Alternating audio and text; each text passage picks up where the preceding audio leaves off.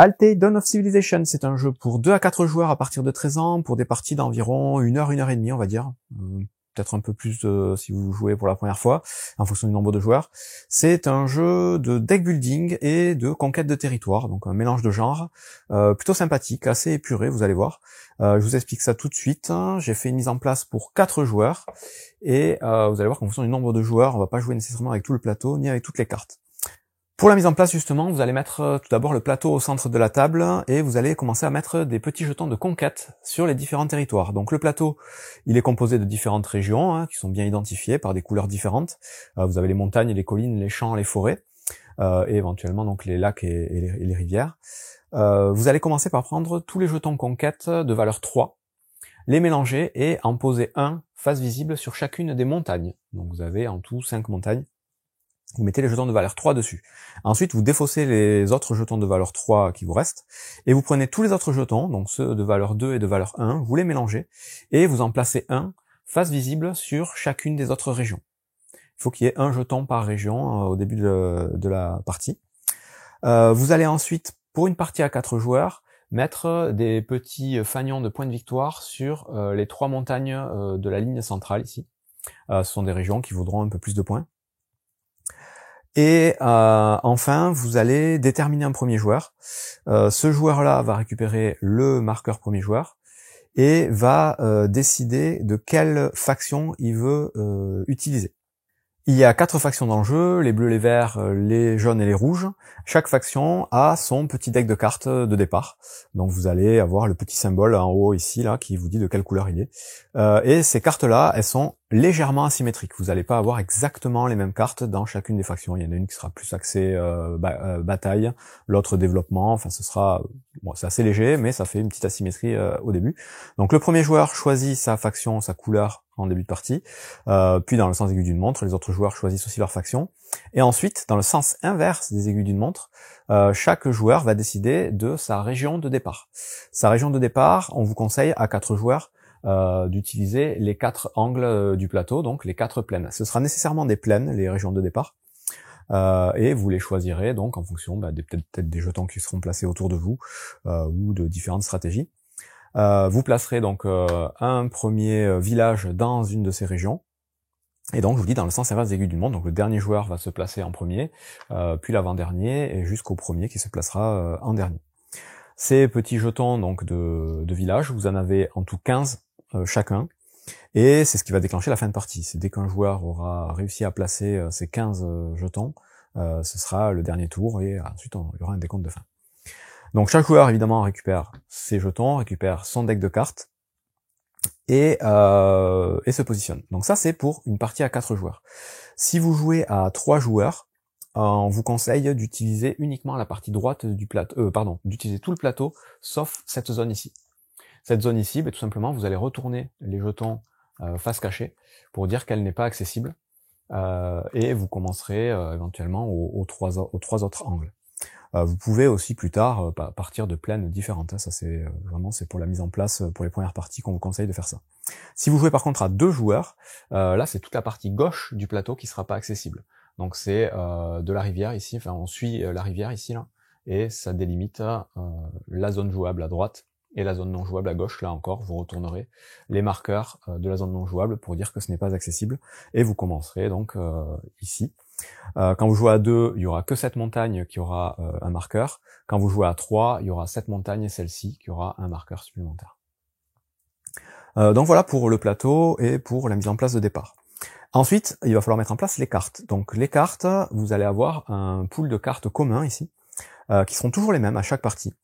Et vous allez prendre un certain nombre de cartes de chaque type en fonction du nombre de joueurs. Vous prendrez tout simplement 2 cartes par joueur pour chaque type. Donc les fermiers ici, si vous jouez à 4, vous en prendrez 8. Si vous jouez à 3, vous en prendrez 6. Si vous jouez à 2, vous en prendrez que 4. Vous faites ça pour chacun des tas. Donc au total, il y a 8, 9, 10, 11 types de cartes différents. Et vous ferez bien en sorte, pour certains tas, de mettre les cartes avec des points de victoire en haut. La carte qui a le plus de points sur le dessus. Donc là, par exemple, les chariots à 2 points, elle est au-dessus. En dessous, il y a celle à 1 point. Et en dessous, il y a celles qui valent 0 point. Donc on fait ça pour chaque tas, et on met ça au centre de la table. Et ensuite, on a les développements. Donc là, les développements, ils sont triés en 3 types. Le développement niveau 1, niveau 2 et les merveilles. Les dorés, c'est les merveilles. Là encore, en fonction du nombre de joueurs, vous allez utiliser un certain nombre de cartes de chaque type. Vous prendrez tout simplement une carte de chaque type par joueur. Donc dans les développements de niveau 1, vous avez les cartes stratégie, les mathématiques, l'engineering, l'écriture. Bon, ben vous prendrez 2 cartes stratégie. Si vous jouez à 2, vous prendrez 2 cartes stratégie, 2 cartes mathématiques, 2 cartes engineering. Si vous jouez à 3, vous en prendrez 4 de chaque, 3 de chaque. À 4, 4 de chaque. Et vous faites ça pour les cartes de niveau 1 et les cartes de niveau 2. Les cartes de niveau 3, donc les merveilles, elles, vous prendrez toutes les cartes à chaque fois. Et ensuite, une fois que vous avez sélectionné les cartes, vous mélangez tout ça et vous allez piocher jusqu'à ce qu'il y ait 3 cartes différentes visibles. Quand vous aurez des doublons, ben vous les empilerez les uns par-dessus les autres. Donc ici, par exemple, j'ai 2 doublons là, et il me fallait une 3e carte. Donc il faut qu'il y ait toujours 3 cartes différentes disponibles, mais il peut y avoir plusieurs cartes d'un même type. Pour les merveilles, par contre, elles sont toutes différentes, donc là, vous les mettez ici. Et ensuite, vous allez donner une merveille cachée à chaque joueur, en début de partie, qui restera secrète, qui sera voilà une merveille que chacun pourra construire de son côté. Une fois qu'on a fait tout ça, on est prêt à commencer la partie. Vous allez chacun mélanger votre deck de 10 cartes, le deck de départ. Vous allez en piocher 5, vos 5 cartes de départ, principe de deck building. Vous laissez le reste en tas devant vous, face cachée. Et donc on va pouvoir commencer la partie en commençant par le premier joueur et en jouant dans le sens aigu d'une montre. Une partie de halté va durer donc un certain nombre de tours, jusqu'à ce, comme je vous ai dit, qu'un joueur ait réussi à placer tous ses villages sur le plateau. À partir du moment où ça arrive, on finit jusqu'à ce que tout le monde ait joué le même nombre de tours, c'est-à-dire jusqu'à ce que on revienne au premier joueur, et on passe à un décompte de fin. À son tour, on va donc jouer les cartes qu'on a dans sa main, et on va pouvoir jouer ces cartes dans l'ordre qu'on veut, pour faire différentes actions au choix parmi 4 différentes. On pourra faire ça dans l'ordre qu'on veut, autant de fois qu'on veut, tant qu'on le peut.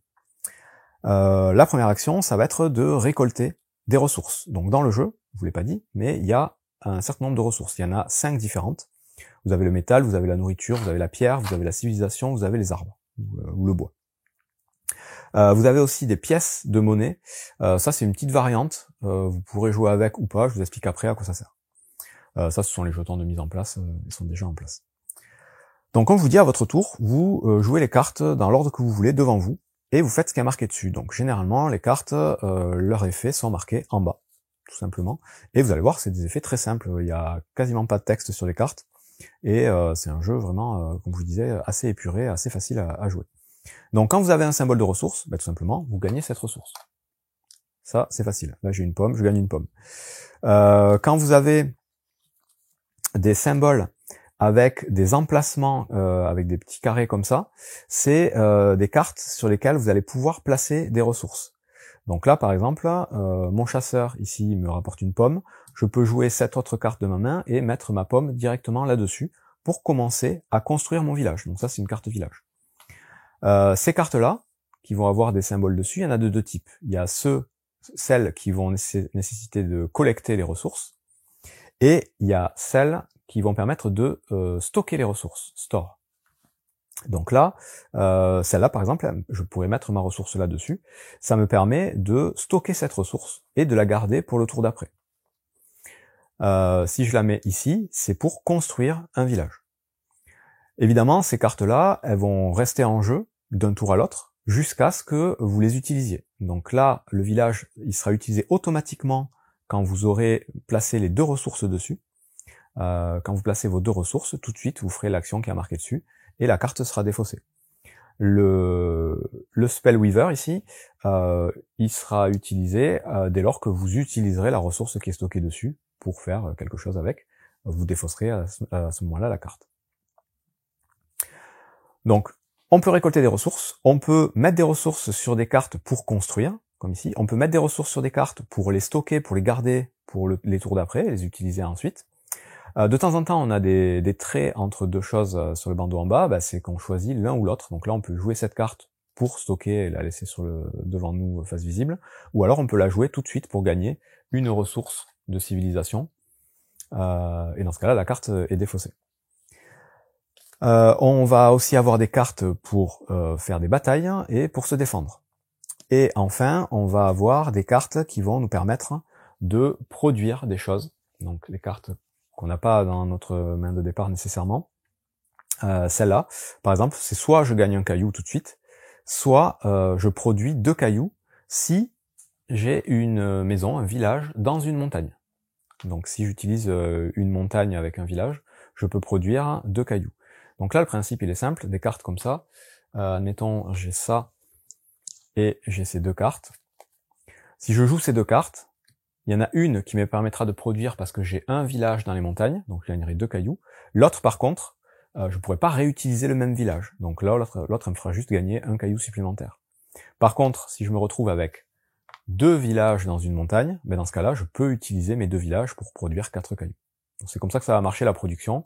Là, je vous ai montré avec les cailloux, vous aurez la même chose avec le bois, avec le minerai, avec les pommes. Donc voilà pour tout ce qui va être possible de faire à son tour. Et donc on va rentrer un peu plus dans les détails, évidemment. Les constructions, donc là, si j'arrive à avoir une seconde pomme, je peux la placer ici et tout de suite défausser mes pommes pour activer la carte et construire. Dans ce cas-là, la carte elle sera défaussée à la fin du tour. Et quand je construis, je prends donc un de mes villages. Et la règle, c'est que je peux toujours construire sur une zone où j'ai déjà un village. Donc je peux rajouter un second village dans une même zone. Ça, on peut le faire tant qu'on n'a pas plus de 4 villages dans une même zone. C'est la limite, on peut avoir 4 pions dans une même zone, pas plus. Ensuite, on peut construire dans des régions adjacentes, mais qui n'ont pas de marqueur de conquête, ou qui n'ont pas de pions adverses, évidemment. Donc avant de pouvoir construire dans des régions adjacentes, il va falloir faire des batailles pour libérer la zone. Je vais expliquer juste après la bataille, mais admettons ici, j'avais déjà fait ma bataille, la zone est libre, ben, quand je vais construire, je pourrais très bien soit construire ici, soit construire dans la région adjacente. Sont considérées comme adjacentes ben, toutes les régions qui se touchent, même à travers les rivières. Donc là, cette région est adjacente à la montagne, celle-là est adjacente à celle-ci, et à la montagne, vous voyez, vous avez des zones ici. Vous avez ici ces 2 régions qui sont adjacentes. Et ensuite, on a 2 îles ici. Ces îles, c'est une extension en fait que j'ai pas. Donc c'est un peu bête. Donc là, c'est pour ça que j'ai mis des marqueurs face cachée. Je peux pas l'utiliser. Dans l'extension, vous avez certainement des cartes qui vont vous permettre de traverser les rivières pour aller coloniser les îles. Bon ben moi, c'est des emplacements qui sont pas utiles pour cette version-là. Voilà pour la construction. Vous le ferez donc avec certaines cartes qui vous permettent de construire. Vous avez ici par exemple la ville, il vous suffit juste de placer une forêt pour pouvoir construire un bâtiment. Donc ça c'est assez simple. Mais avant ça, comme je vous dis, il va falloir essayer de libérer les zones. Pour libérer les zones, c'est avec les batailles. Donc quand vous jouez une carte avec un symbole d'épée comme ça, vous allez pouvoir lancer une bataille. Donc soit contre des marqueurs de conquête déjà sur le plateau, c'est le cas ici, et la valeur qui est inscrite dans le petit bouclier du marqueur, c'est la valeur qu'il va falloir essayer de dépasser avec ses points de force. Par défaut, vous allez attaquer à partir d'une région adjacente, donc là, admettons, ma région c'est celle-ci, évidemment j'en ai qu'une. Je vais attaquer à partir de cette région, et je peux attaquer une des 3 régions adjacentes. Mais ma force, c'est le nombre de villages que j'ai dans cette région, plus le nombre de symboles d'épée que je vais jouer. Donc là, j'ai 2 plus 1 si je joue qu'une carte, donc j'ai 3. Ben avec 3, je ne peux pas attaquer cette région parce qu'elle a 3 de force, et donc il faut que je puisse surpasser la valeur, égaler ça ne suffit pas. Par contre, je peux attaquer celle-là, puisqu'elle a que 1, ou celle-là, puisqu'elle a que 2. Donc admettons, j'attaque celle-là, je prends le marqueur, je le garde à côté de moi, il pourra me servir pour plus tard. Ou sinon, je peux prendre celui-là, pareil, je le garde, mais tout de suite, en plus, je gagne la ressource qui est indiquée dessus. Donc là, ce serait une pierre, par exemple. Vous en avez, c'est du minerai, vous en avez, c'est des pommes, enfin, il y a toutes les ressources du jeu. Donc, vous prenez le marqueur à côté de vous, et ben, vous avez libéré la zone, pour plus tard, éventuellement, pouvoir construire dessus. Donc voilà comment ça marche, quand on essaye de coloniser des régions avec des marqueurs dessus. Si maintenant, on veut se battre contre un autre joueur, c'est tout à fait possible, et c'est exactement le même principe, sauf que là, l'autre joueur va avoir la possibilité soit de déclarer forfait, soit de participer à la bataille. Donc, même exemple, je pars d'ici, je veux coloniser cet endroit, donc j'attaque, je joue, cette fois-ci je vais jouer 2 cartes épée de ma main, donc j'ai 1, 2, 3, 4 points d'attaque, Là, mon adversaire va regarder sa main et va décider s'il veut abandonner ou s'il veut se battre. S'il veut abandonner, tout simplement, il va pouvoir défausser de sa main autant de cartes que les cartes attaques que j'ai jouées. Donc là, j'ai joué 2 cartes attaques. Il va pouvoir librement défausser 2 cartes de sa main, jusqu'à 2 cartes. Il peut en défausser qu'une, il peut en défausser 0, il fait ce qu'il veut. Ça lui permet de renouveler sa main pour son prochain tour, d'avoir une main peut-être plus puissante. C'est son seul avantage, mais il perd automatiquement la bataille. Et donc quand on perd une bataille, tout simplement, le marqueur, le village du joueur est récupéré par l'attaquant. Ça devient une sorte de trophée, ça vaut des points en fin de partie. Si par contre il avait eu 2 villages dans la zone, on n'en gagne qu'un. Ça veut dire qu'on a affaibli la région, mais on prend pas tous les marqueurs adverses, on n'en prend que 1 par bataille gagnée. Donc ça c'est si il abandonne. Si par contre il veut se battre, dans ce cas-là, il va pouvoir lui aussi jouer de sa main des cartes pour ses symboles de bouclier. Et lui, sa force, ce sera le nombre de ses villages plus le nombre de boucliers. Et là, tout simplement, on va comparer les points d'attaque de l'attaquant, les points de défense du défenseur, et s'il y en a un qui a plus de points que l'autre, c'est lui qui gagne la bataille, et dans ce cas-là, c'est lui qui gagne le marqueur de l'adversaire. S'il y a égalité, il se passe rien. Dans tous les cas, les cartes sont défaussées, et à la fin du tour où il y a eu une bataille, le joueur qui a été attaqué va pouvoir refaire sa main, même si c'est pas son tour, pour jouer après plus tard son tour normalement. Donc voilà pour les batailles. Donc ça c'est une action du jeu, faire un combat, soit pour libérer une zone, soit pour attaquer un adversaire. Autre action du jeu, je vous l'ai dit, c'est récupérer des ressources. Autre action du jeu, c'est utiliser des cartes pour construire des villages. Il me reste 2 actions à expliquer. L'action qui permet d'acheter des nouvelles cartes, bien évidemment, donc les cartes qui sont ici. Là, tout simplement, il suffira de regarder les ressources qui sont indiquées en haut à droite de chaque carte. C'est ce qu'il faut pouvoir payer pour récupérer une carte. Quand on récupère une carte, tout de suite, on la récupère en défausse. Donc là, admettons, j'ai gagné ma pomme. Je reprends mon exemple de tout à l'heure, je reviens un peu en arrière. J'ai gagné ma pomme, je peux tout de suite utiliser ma pomme pour gagner, par exemple, un mineur. Ça coûte une pomme. La carte que je gagne, tout de suite, je la mets en défausse. Donc la défausse, on va la mettre face visible, on va dire, à droite de son jeu. Et je peux acheter autant de cartes que je veux, tant que j'ai les ressources pour les acheter. Il n'y a pas de problème là-dessus. Voilà. L'autre action qu'on peut faire, c'est de commencer un développement. Donc les développements, c'est un peu le même principe, sauf que là, pour commencer un développement, il faut au moins avoir une ressource nécessaire au développement. Donc c'est le même principe un peu que pour construire des villages. Donc ici, vous vous souvenez, vous avez 2 icônes pour pouvoir construire un village. Bon, là, il y aura un peu plus d'icônes. Ça vous permettra, en tout cas pour les développements de niveau 1 et de niveau 2, de construire aussi directement un village quand vous aurez rempli toutes les conditions. Mais en plus, vous aurez un petit pouvoir qu'il faudra lire, je vous en donner quelques exemples, qui sera actif dès lors que ce sera construit. La règle pour construire les améliorations, il y en a plusieurs. La première, c'est qu'on est obligé de commencer par une amélioration de niveau 1, donc les améliorations de la première ligne ici. On ne peut prendre que des cartes évidemment face visible, et comme je vous disais, on peut prendre une carte que si on peut placer au moins une ressource nécessaire dessus. Donc il faut avoir dans le tour produit la ressource. Donc là tout à l'heure, j'ai produit ma pomme, je peux prendre cette carte qui est de niveau 1, et mettre une pomme dessus. Ces cartes-là, donc, on va pouvoir placer les ressources nécessaires dessus au fil de plusieurs tours. On n'est pas obligé de la remplir intégralement au tour où on l'a récupérée. Donc là, j'ai mis une pomme, je peux la laisser en attente, et à mon tour d'après, je pourrais continuer à remplir. On ne peut avoir qu'une seule technologie, une seule carte de ce type en construction au même moment. Donc là, j'ai commencé cette carte, je ne peux pas en prendre une autre, que ce soit niveau 1, niveau 2 ou même merveille, impossible. Dès qu'il y a moins de 3 cartes disponibles par ligne, on en révèle une nouvelle, évidemment. Il faut obligatoirement qu'elles soient différentes, qu'il y en ait 3 différentes. Si j'avais révélé là une carte mathématique, je l'aurais empilée, j'aurais continué à révéler des cartes. Et au tour où on va réussir à construire donc sa technologie, tout de suite, on va pouvoir construire un village, comme je vous ai dit, avec les mêmes règles que j'ai expliquées tout à l'heure.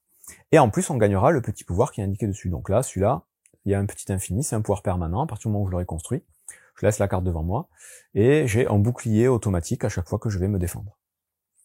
Autre exemple, celle-ci, il y a un petit 1, ça veut dire qu'une fois par tour, je pourrai utiliser la carte, une fois qu'elle sera construite, pour pouvoir défausser définitivement une carte de ma main, la sortir du jeu, pour pouvoir piocher une nouvelle carte. Ici, c'est le même principe, mais on défausse une carte de sa main, c'est-à-dire qu'on la met dans sa défausse, elle reviendra plus tard pour piocher une carte. Ici, dès qu'on l'a construit, on construit un village et on en construit tout de suite un second, c'est un petit éclair, c'est un effet instantané, ensuite ça sert plus à rien. Et après les autres, je vous laisserai les découvrir. Pour les cartes, en tout cas, de niveau 1 et de niveau 2, c'est le même principe. Les merveilles, c'est un peu différent, ça va être des points de victoire en fin de partie, je vais l'expliquer juste après.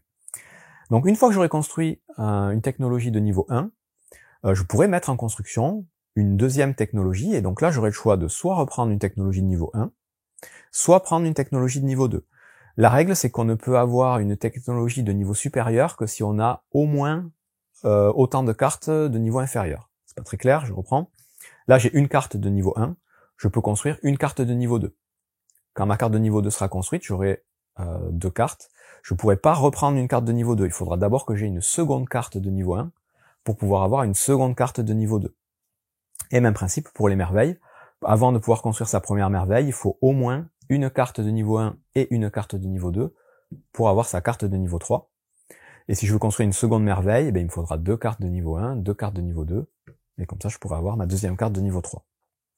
Les merveilles, justement, au moment où on arrive à avoir donc nos 2 cartes, donc une niveau 1, niveau 2, quand on veut construire une merveille, on a le choix entre construire celle de sa main, donc même règle, hein, on la pose, il faut qu'on ait au moins une ressource disponible à mettre dessus, soit en choisir une disponible ici. Elles sont plus compliquées à construire, et comme je vous disais, elles vont vous rapporter, elles, les merveilles, des points de victoire en fin de partie. Donc par exemple, celle-là, elle vous donne 1 point pour chaque lot de 2 cartes de départ dans votre deck. Dans vos cartes de départ, vous en avez 10 en début de partie. Vous pouvez éventuellement les sortir du jeu grâce à l'engineering. À la fin de la partie, si vous avez toujours vos 10 cartes, vous gagnerez 5 points de victoire. Si vous en avez plus que 9, vous en gagnerez que 4 points de victoire. Ici, vous gagnez 1 point pour chaque technologie que vous avez complétée. Donc vous allez compter toutes vos cartes technologie, ça fera 1 point par carte technologie. Ici, vous gagnez 1 point.